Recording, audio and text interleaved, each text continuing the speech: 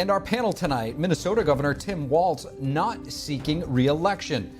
This as the fraud investigation in his state begins to expand. Plus, Senator Mark Kelly receiving a formal censure from the Pentagon. We'll discuss with Lee Neves and Matt Klink.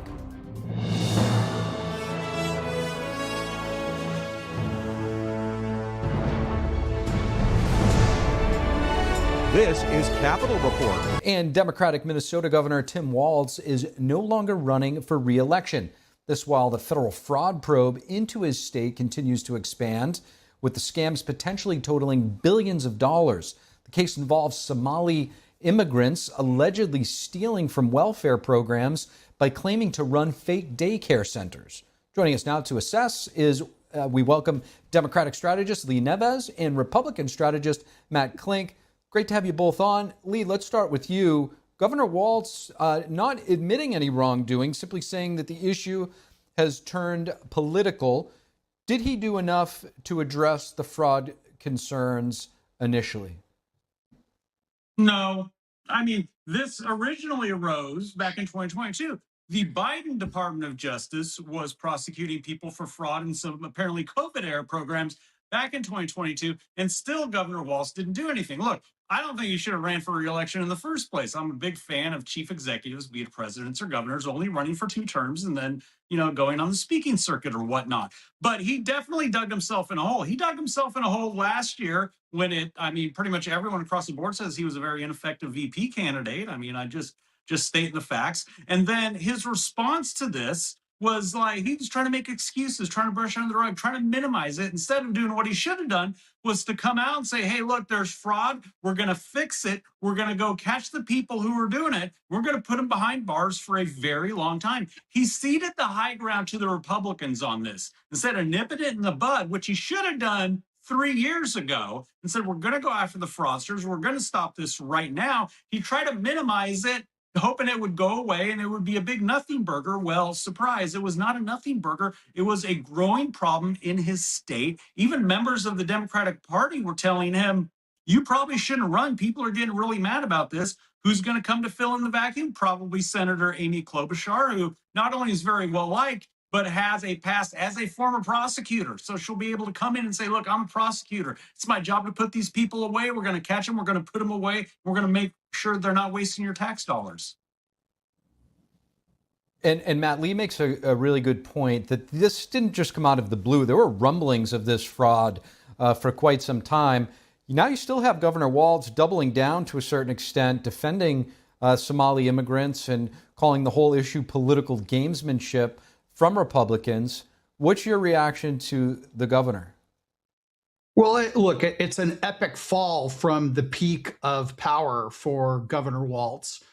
This is a man who was pretty darn close to be elected vice president of the United States. But, look, I do think that it's a shame that, that there are a lot of Somali immigrants in Minnesota that are doing the right thing and putting their nose to the grindstone and working hard. But there is also some that have radically abused the system. And this is a scandal that just keeps on getting worse for Governor Walz. And it affects more and more Minnesota government programs. I think that what he probably did is that his internals, from a polling perspective, probably looked pretty grim. And that conversation with his family was probably, I'm not going to win. What should I do? So he did the right thing and he bowed out. But look, had he won, the arrogance of one party controlling power in Minnesota, I think that the last Republican to win statewide was 2006. This is what happens when one party controls everything. They swept a lot of this scandal under the rug, and I think it's going to impact a lot more than just Governor Walz. I think that there is the Attorney General. There are some elected officials in Minneapolis that are on the hot seat. I think this thing is going to go broad and deep, and it's going to really expose some serious malfeasance, and hopefully we'll end up in a lot of arrests in Minnesota for people who scammed American taxpayers. Lastly, time's limited. There's so much going on in this news cycle. I do want to address another topic with you. Democratic Senator Mark Kelly of Arizona just received a formal censure from the Pentagon. He could also see his military title and pension demoted. This is over the video he put out not too long ago with a few other Democratic lawmakers telling members of the military to disobey illegal orders, as he put it, implying that President Trump's orders were unlawful. Lee, what do you think the impact of that video he put out was and perhaps was intended to be?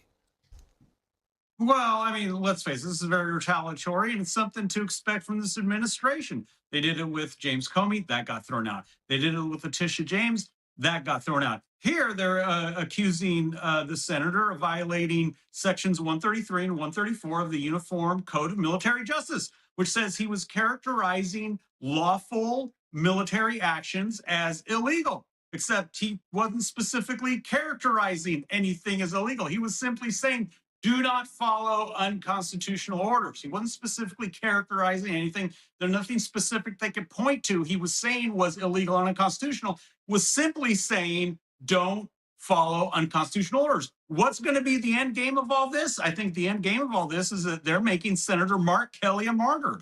Mark Kelly is now able to say, I was prosecuted by the Trump administration.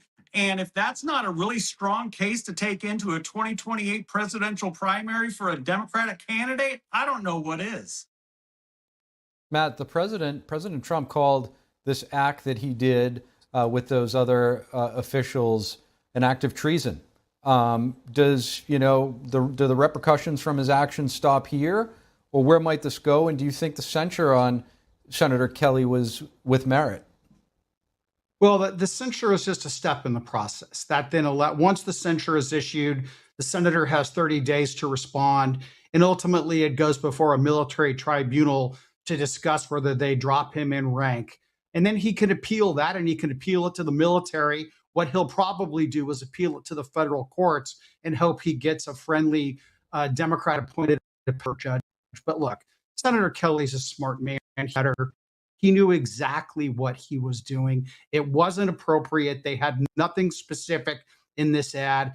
He bowed down to the progressive elements that hate the orange man, and they went out of their way to try to do something stupid, and it came back and it bit him. I'm willing to bet you right now that he wishes he had never lent his name to that video, because it's a gigantic waste of his time. And frankly, it tars an otherwise very distinguished military career. So I don't think it's going to make him a martyr. It makes him look like someone who was a gullible and a dupe more than anything else. It's not going to serve him well politically in the long run. Fortunately, we've got to leave it there. Lee Neves, Matt Klink, really appreciate both of your perspectives.